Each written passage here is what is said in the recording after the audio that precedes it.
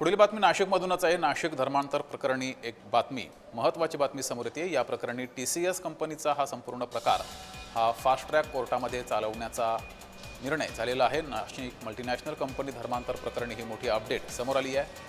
TCSचा खटला फास्ट ट्रॅकवर चालवण्याच्या हालचाली या सुरू झालेल्या आहेत। या प्रकरणी लवकरात लवकर निर्णय समोर यावा, निकाल समोर यावा यासाठी या हालचाली सुरू झाल्या आहेत।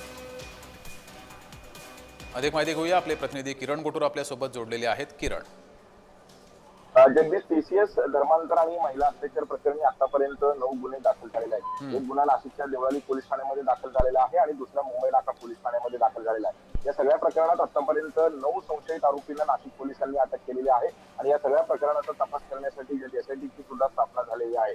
आता या सगळ्या प्रकरणामध्ये दोषारोपपत्र सुद्धा नाशिक पोलिसांनी न्यायालयामध्ये सादर केलेला आहे आणि त्याच पद्धतीने हा संपूर्ण जो खटला आहे तो अत्यंत गंभीर आहे। त्या दृष्टीने हा फास्ट ट्रॅक मध्ये हा संपूर्ण जो आहे प्रकरण किंवा हे केस हे चालवा अशा पद्धतीच्या हालचाली आता नाशिक पोलीस एकूणच करताना आपल्याला बघायला मिळतोय। मागच्या काही दिवसांपासून या संपूर्ण प्रकरणाचा जो तपास आहे तो पोलीस अत्यंत वेगाने करतायत। या सगळ्या 9 गुन्ह्यासंदर्भात दोषारोपपत्र सुद्धा दाखल झालेलं आहे।